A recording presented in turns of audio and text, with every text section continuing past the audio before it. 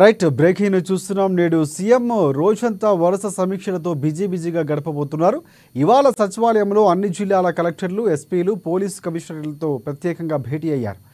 ఇక ప్రభుత్వ పథకాలు విస్తృతంగా ప్రజల్లోకి తీసుకువెళ్లడంతో పాటు పలు ముఖ్యమైన అంశాలపై అధికారులు వ్యవహరించాల్సిన తీరుపై సీఎం వారితో చర్చిస్తున్నారు. ఈ కీలక సమీక్షలో మంత్రులు, సీఎస్, డీజీపీ, అన్ని శాఖల ముఖ్య కార్యదర్శులు పాల్గొన్నారు. ప్రజాపాలన, ధరణి, వ్యవసాయం, సీజనల్ వ్యాధులు, వన మహోత్సవం, మహిళా శక్తి, విద్య, శాంతి భద్రతల అంశాలు, మాదక ద్రవ్యాల వ్యతిరేక ప్రచారం తదితర 9 అంశాల్లో ఎజెండాలో చేర్చినట్లు సమాచారం అందుతోంది. ఈ అంశాల వారీగా ముఖ్యమంత్రి చర్చించి ఉన్నతాధికారులకు సీఎం దిశానిర్దేశం చేయనున్నారు.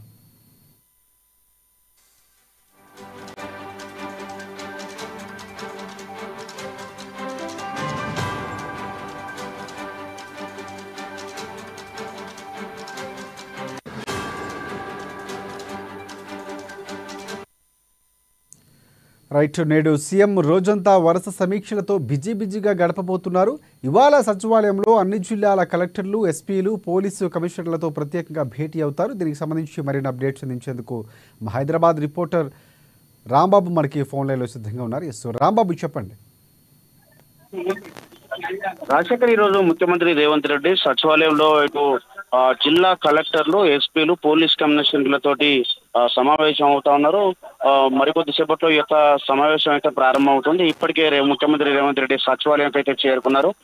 ఇటు అన్ని జిల్లాలకు సంబంధించినటువంటి కలెక్టర్లు, ఎస్పీలు, నగరంలో ఉన్నటువంటి 3 కమిషనరేట్ పరిధిలో ఉన్నటువంటి కమిషనర్లను కూడా భేటీ కావడం జరుగుతుంది. ముఖ్యంగా ఇటు ప్రజాపాలనకు సంబంధించినటువంటి దరఖాస్తులు, ఈ ప్రజాపాలనలో వచ్చినటువంటి అన్ని అంశాల మీద కూడా చర్చించేటువంటి అవకాశం ఉంది. దాంతో పాటుగా ధరణికి సంబంధించినటువంటి అంశం, ముఖ్యంగా రాష్ట్రంలో రైతులు ఎదుర్కొంటున్నటువంటి అతిపెద్ద సమస్య, ఈ రైతులకు సంబంధించినటువంటి ధరణి కమిటీ కూడా ఇదివరకు వేయడం జరిగింది. ఈ ధరణి కమిటీ కూడా దీనిపైన ఈ యొక్క కమిటీ కూడా కొన్ని కీలకమైనటువంటి సూచనలు చేసింది. ఈ సూచనల మేరకు ఇప్పటికే కొన్ని దరఖాస్తులు పరిష్కరించిన, మరిన్ని దరఖాస్తులు పెండింగ్ లో ఉన్నాయి. ఈ పెండింగ్ లకు సంబంధించినటువంటి అంశం పైన కూడా ముఖ్యమంత్రి రేవంత్ రెడ్డికి మాట్లాడేటువంటి అవకాశం ఉంది. దీంట్లో అధికారులతో కూడా సమీక్షించేటువంటి అవకాశం ఉంది. మరొక వైపు ఖరీఫ్ సీజన్ ప్రారంభమైంది కాబట్టి వ్యవసాయానికి సంబంధించి ప్రధానంగా ఎలాంటి సమస్య ఉండకూడదని చెప్పేసి ఎరువుల కొరత కానీ, లేకపోతే విత్తనాల కొరత కానీ, లేకపోతే ఎలాంటి ఇబ్బంది రైతుకు రావద్దని చెప్పేసి, అదే విధంగా పెట్టుబడి సాయంగా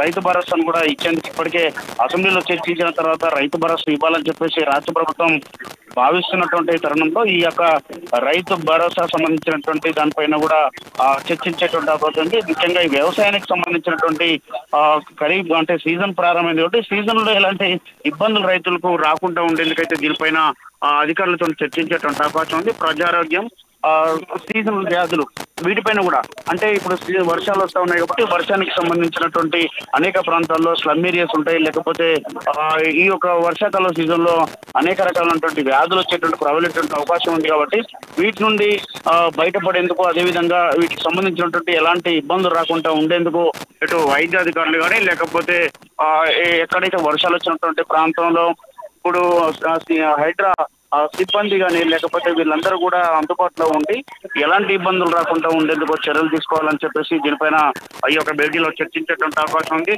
వన మహోత్సవం సంబంధించినటువంటి చెట్లను కూడా నాటాలని చెప్పేసి రాష్ట్రంలో, అంటే ఈ చెట్లు కూడా ప్రగతికి మెట్లని చెప్పేసి ప్రతి ఊరిలో కూడా ఈ యొక్క వన మహోత్సవం జరగాలని చెప్పేసి దీనిపైన కూడా సమీక్షించేటువంటి అవకాశం ఉంది. మరొకవైపు మహిళా శక్తి, ఇప్పటికే మహిళలకు సంబంధించినటువంటి మహిళా శక్తి క్యాంటీన్లు కూడా ఏర్పాటు చేయడం జరుగుతుంది. డాక్రా మహిళలకు వడ్డీ లేని రుణాలు కూడా ఇచ్చినటువంటి పరిస్థితి.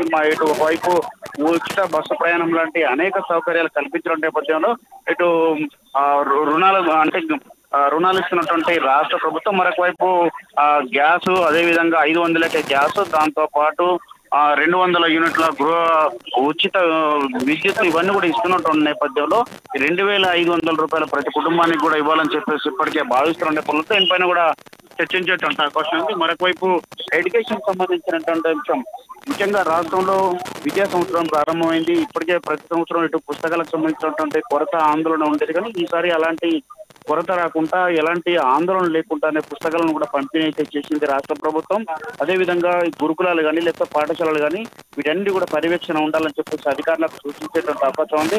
ఇప్పటికే 19,000కు పైగా టీచర్ల ప్రమోషన్లు ఇవ్వడం జరిగింది. 34,000కు పైగా బదిలీలు కూడా చేపట్టినటువంటి పరిస్థితి ఉంది. 20 ఏళ్లుగా ఉన్నటువంటి ఈ సమస్యను కూడా రాష్ట్ర ప్రభుత్వం పరిష్కరించడం నేపథ్యంలో కోర్టు కేసులను కూడా ఎదుర్కొని ఉపాధ్యాయులకు సంబంధించినటువంటి సమస్యను పరిష్కరించింది. మరొక వైపు 11,069 పోస్టులతో డిఎస్సి కూడా వేసినటువంటి నేపథ్యంలో టీచర్ ఫ్యాకల్టీ ఎక్కడ కూడా కొరత రావద్దని చెప్పేసి భావిస్తున్నది. అదేవిధంగా సెమీ రెసిడెన్షియల్ ఎడ్యుకేషన్ పైన కూడా దృష్టి సారించాలని దీనిపైన కూడా సమీక్షించేటువంటి అవకాశం ఉంది. మరోవైపు లా అండ్ ఆర్డర్ సమస్య రాష్ట్రంలో ఎలాంటి లా అండ్ ఆర్డర్ సమస్య రావద్దని చెప్పేసి పోలీసులు కూడా ప్రతిదీ కూడా క్లీన్ గా అబ్జర్వ్ చేయాలని చెప్పేసి ఇటు డ్రగ్స్ సంబంధించినటువంటి అంశంలో డ్రగ్స్ ఫ్రీ స్టేట్ గా ఉండేందుకైతే కీలకంగా పోలీసులు వ్యవహరించాలని చెప్పి ఎక్కడి నుండి అయితే పొరుగు రాష్ట్రాల నుంచి కానీ వేరే దేశం నుండి కానీ ఇక్కడికి ఏమైనా డ్రగ్స్ మత్తు పదార్థాలు రాకుండా చర్యలు చేపట్టాలని చెప్పేసి కూడా కఠినమైనటువంటి ఆంక్షలు చర్యలు తీసుకోవాలని చెప్పి కూడా పోలీసులకు అయితే ఇప్పటికే ఆదేశాలు కూడా ఇచ్చినటువంటి పరిస్థితి. మొత్తానికైతే ఈ అన్యాయించిన అంశాలపైన సచివాలయం వేదికగా ఇటు కలెక్టర్లతోటి పోలీసు ఉన్నతాధికారులతోటి పోలీస్ కమిషనర్లు ఎస్పీలతోని సమావేశంతో కొనసాగనుంది. Thanks for updates Rambabu.